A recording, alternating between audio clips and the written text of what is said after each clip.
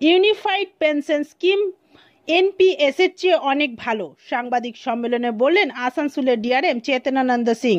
পূর্ব রেলের আসানসোল ডিভিশনের ডিআরএম চেতনানন্দ সিং মঙ্গলবার দুপুরে ডিআরএম কার্যালয়ে নিউ কনফারেন্স হলে একটি সাংবাদিক বৈঠক করেন। এদিন তিনি এই ইউনিফাইড পেনশন সম্বন্ধে কি বলেছেন আমরা শুনে নেব। Green Asansol, clean Asansol. असंतोष का कारण इसमें अधिकारी और स्टाफ के बीच में नहीं था। असंतोष का कारण था कि 2004 से पहले जो ज्वाइन किए, अगर हम मान लीजिए सुपरवाइजर हैं या फिटर हैं या ऑफिसर हैं, अगर हम 2004 से पहले ज्वाइन किए हैं तो मेरे पास ओल्ड पेंशन स्कीम है, और 2004 के बाद ज्वाइन किए हैं तो मेरे पास वो पेंशन स्कीम नहीं है। तो ये रिजेंटमेंट का कारण था। इसमें ऑफिसर्स और स्टाफ के बीच की दूरी का कोई प्रश्न नहीं है, मगर जो एक आश्वासन, जो ओल्ड पेंशन स्कीम, जो सरकारी नौकरी में आने के बाद जो आश्वासन था कि अब जीवन भर ताम्र आपको सरकार देती रहेगी और वो पेंशन मिलता रहेगा आपको, और वो एश्योर्ड है।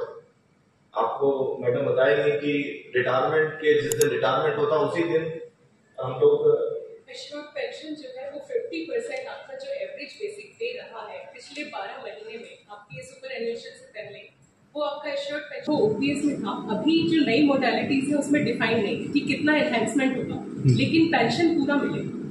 60% जो था पेंशन उसमें कोई मिलेगा। उसमें इनफैक्ट इनहेंसमेंट था कि कितने एज के बाद कितना परसेंट बढ़ेगा, उसकी मोडालिटीज अभी हम वेट कर रहे हैं कि इसमें क्या होगी। इसमें मतलब फायदा ये है कि चूंकि डीए इन्फ्लेशन मेन था कि एनपीएस में मार्केट ड्रिवन था, भाई म्यूचुअल फंड में या सरकारी म्यूचुअल फंड्स में लग रहे थे पैसे, तो उसका जो रिटर्न था। अब यहाँ पे ये है कि चूंकि इन्फ्लेशन से जुड़ा हुआ है, तो जो स्टाफ है या उनका परिवार है, उनके मृत्यु के बाद भी वो उनसे डिप्राइव नहीं है, क्योंकि इन्फ्लेशन जो है जैसे जैसे इन्फ्लेशन बढ़ेगा डीए बढ़ता जाता है और ताउम्र मिलता है। इसमें जो रूल ये है कि जो फैमिली है, तो भी डिपेंडेंट फैमिली जो घोषित होती है, वो मृत्यु के बाद भी उनको ताउम्र मिलता है।